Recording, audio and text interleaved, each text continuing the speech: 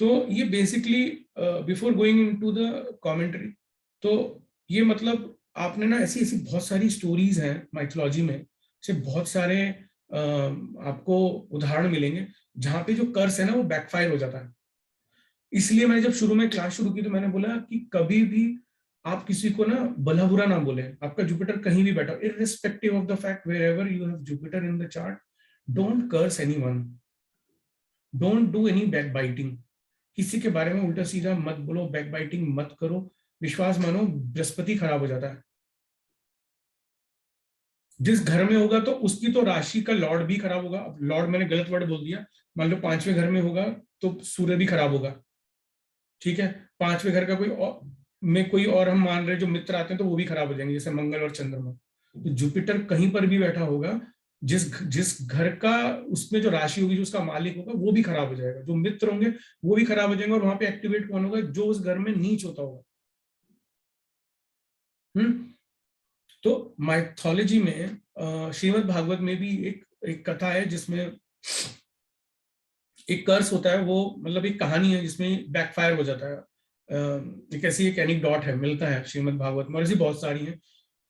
एक कथा में क्या होता है कि भगवान विष्णु और लक्ष्मी जी डिस्कशन कर रहे हैं वैकुंठ में, और विष्णु जी बोल रहे हैं लक्ष्मी जी को कि भाई धरती लोक पे सुत्प नाम के एक ऋषि हैं।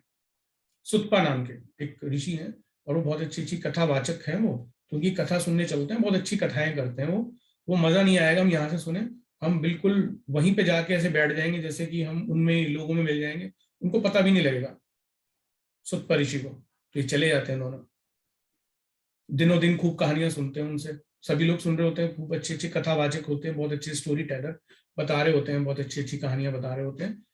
फिर एक दिन ये बोलते हैं उनको,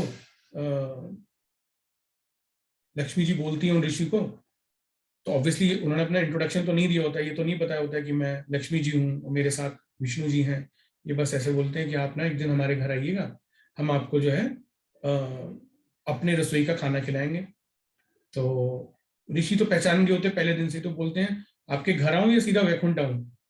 तो वो पहचान जाते हैं उनको। तो वो कहती है लक्ष्मी माँ ठीक है, आप पहचान तो गई हैं, तो आप एक मुझे सेवा का अवसर दें और आप वैकुंठ आइए। तो सुपर ऋषि क्या होता है, अपनी सारे शिष्यों के साथ, अपने सहकर्मियों के साथ पहुंच जाते हैं वैकुंठ, और इनको खाना दिया जाता है खाने के लिए। तो ये अपनी रसोई में खाना बनाती है लक्ष्मी जी। तो बेसिकली ये होता है मतलब ये क्या है, शादीशुदा है, ठीक है, और एक गृहस्थ जीवन बिता रही हैं। तो कहा जाता है, ऐसा शास्त्रों में ऐसा मत है, आप कभी देखना कि जब आप घर में कोई पूजा कराएंगे तो ऐसे बहुत बुजुर्ग जो होंगे, ज्ञानी लोग हैं ना, आपके घर का खाना नहीं खाएंगे। आप कभी देखना वो आपके घर का खाना नहीं खाएंगे। वो क्या बोलेंगे कि बेटा एक काम करो, ज्यादा से ज्यादा ना एक फल काट दीजिए बस आप, ठीक है, या कोई भी एक दो जो हो सके आप वो काट दीजिए, हम बस फल खाएंगे और हम खाना नहीं खाएंगे। आप कभी भी देखना वो डिफ्लेक्ट करने की कोशिश करते हैं। तो बेसिकली ऋषि जो होते हैं, अच्छे अच्छे जो साधु होते हैं, पंडित होते हैं ना, वो कभी किसी के घर का रसोई का खाना नहीं खाते, मतलब गृहस्थ जीवन वाला वो खाना नहीं खाते वो। ये बात सुप्ता ऋषि को थी उम्मीद कि ये लक्ष्मी जी को पता होगा, कि ये तो बहुत ही बेसिक चीज है, और विष्णु जी को भी पता होगा, पर लक्ष्मी जी भूल जाती हैं। आउट ऑफ बोलो शेयर लव कह लो या कह लो, मतलब किसी कारणवश वो भूल जाती हैं, और वो उनको अपनी रसोई का वो खाना लगा देती हैं वो सभी के लोगों के लिए। वो खाना खाने से मना कर देते हैं और वो उठ जाते हैं कि भाई मैं गृहस्थ जीवन का, मैं ये वाला खाना नहीं खा सकता, और उठ के जाने लगते हैं। तो लक्ष्मी जी को गुस्सा आ जाता है। लक्ष्मी जी कहते हैं इन्होंने कैसे मेरा खाना नहीं खाया, बनाया हुआ मैंने इतने प्यार से बनाया था। विष्णु जी समझाते भी हैं कि देखो भाई ऋषियों के लिए ऐसा होता है कि मनाही होती है, मगर वो कहते हैं नहीं, ये तो मेरी बेइज्जती कर दी इन्होंने, ऐसे कैसे नहीं खाया इन्होंने खाना।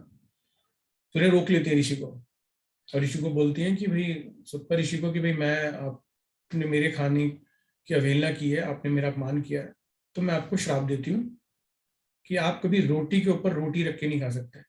ये उनकी स्टेटमेंट था, एग्जैक्टली यही लाइन थी कि मैं, आप कभी रोटी के ऊपर रोटी रख के नहीं खा सकते, जीवन में आपको ये सौभाग्य अब नहीं मिलेगा आगे। तो ऋषि मुड़ते हैं और ऋषि बोलते हैं कि ठीक है देवी, मैं एक्सेप्ट करता हूँ कि मैं रोटी के ऊपर रोटी रख के नहीं खाऊंगा, मगर मैं फल तो खा सकता हूँ, ठीक है, मैं दही खा सकता हूँ, मैं दूध पी सकता हूँ, मैं कोई और चीजें खा सकता हूँ, मैं एक रोटी इतनी बड़ी बनवा लूंगा कि मुझे रोटी के ऊपर रोटी रखने की जरूरत नहीं पड़ेगी। मगर आपने जो मुझे श्राप दिया है ये गलत दिया है, क्योंकि इतना आपको पता होना चाहिए था कि गृहस्थ जीवन की जो थाली होती है वो हम लोगों के लिए नहीं होती। तो उल्टा ये तो आपने अपराध किया है, इसमें मेरा कोई दोष नहीं था, मैं तो खा ही लूंगा खाना, मैं नहीं होगा रोटी के ऊपर रोटी रख के नहीं खाऊंगा तो कोई बात नहीं। तो ये आज भी श्राप बेसिकली आज भी ऋषियों का दिया हुआ आज भी पंडितों को होता है ये, मतलब ठीक है।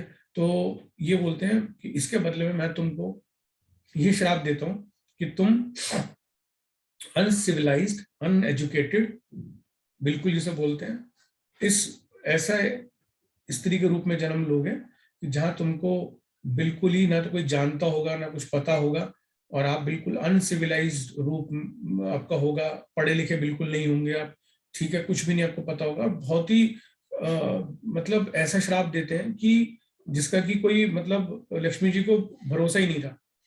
और वो लक्ष्मी जी का कौन सा अवतार होता है, वो बेसिकली सबरी। तो वो सबरी जो होती हैं वो यही होती हैं, लक्ष्मी जी। तो इसलिए बोला जाता है जुपिटर को ना खराब करना हो तो कभी भी किसी की बैक बाइटिंग नहीं करनी चाहिए, और ना ही कभी किसी को कर्ज देना चाहिए।